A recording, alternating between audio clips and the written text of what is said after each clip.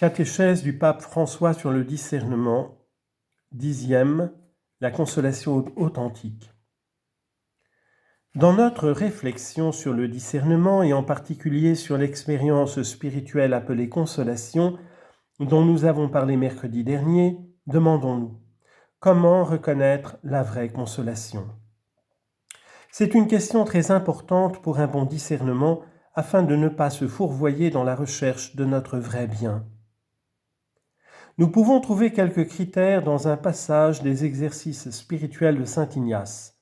Il dit « Si dans les pensées tout est bien, le début, le milieu et la fin sont entièrement bons, orientés entièrement vers le bien, c'est le signe du bon ange.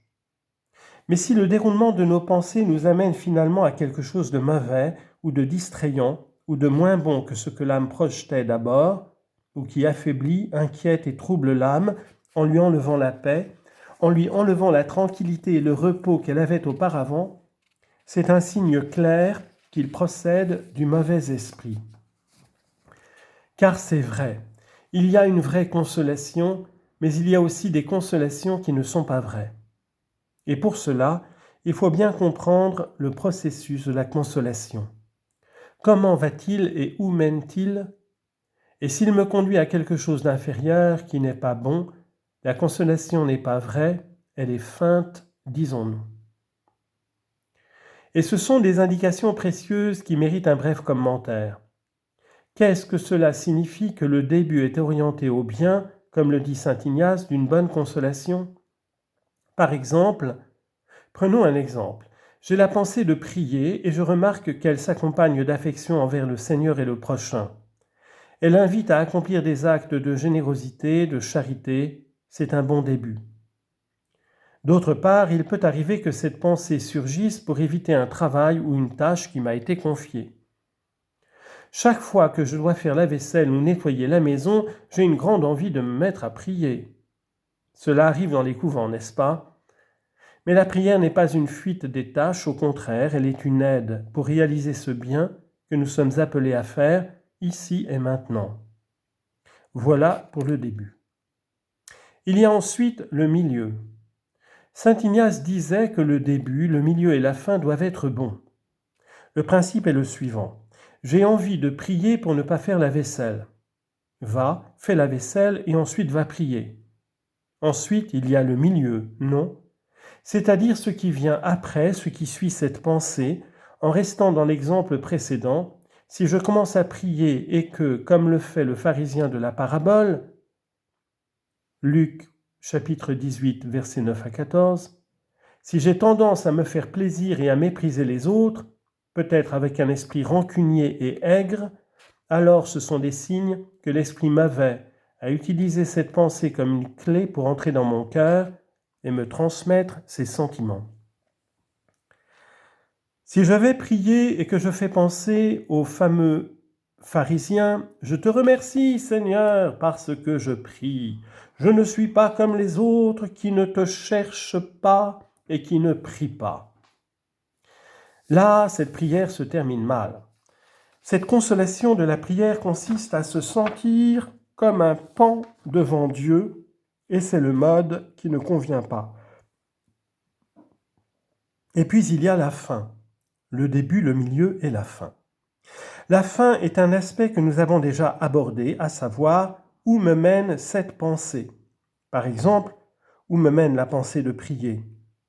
Par exemple, ici, il peut arriver que je me consacre pleinement à une belle œuvre et digne, mais cela m'amène à cesser de prier car je suis très pris par tant de choses. Je me retrouve toujours plus agressif et irritable, je me figure que tout dépend de moi, au point de perdre la foi en Dieu. De toute évidence, il s'agit ici de l'action du mauvais esprit. Je me mets à prier. Puis, dans la prière, je me sens omnipotent, que tout doit être entre mes mains, parce que je suis le seul à savoir faire avancer les choses. Évidemment là, ce n'est pas le bon esprit. C'est-à-dire, bien examiner le parcours de nos sentiments et le parcours des bons sentiments, de la consolation, au moment où je veux faire quelque chose. Comment est le début, comment est le milieu et comment est la fin. Le style de l'ennemi, quand nous parlons de l'ennemi, nous parlons du diable, n'est-ce pas? Mais le diable existe, il est là. Son style, nous le savons, est de présenter de manière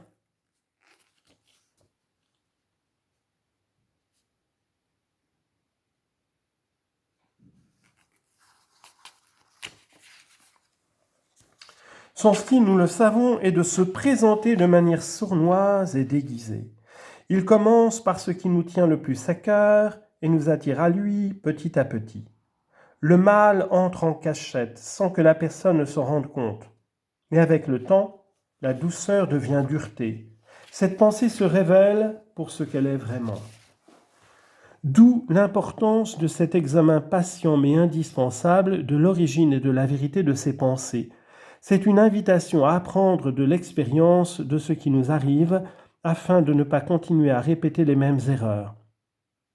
Plus nous nous connaissons nous-mêmes, plus nous détectons les points d'entrée du mauvais esprit, ces mots de passe, les portes d'entrée de notre cœur, qui sont les points auxquels nous sommes le plus sensibles, afin d'y prêter attention à l'avenir.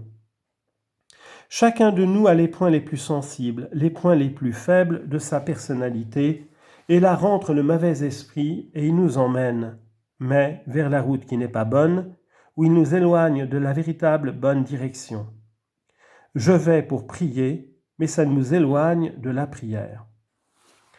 On pourrait multiplier les exemples à volonté en réfléchissant à nos journées, et nous devons le faire. L'examen de conscience quotidien est si important. Avant de terminer la journée, s'arrêter un moment. Que s'est-il passé? Pas dans les journaux, pas dans la vie. Que s'est-il passé dans mon cœur?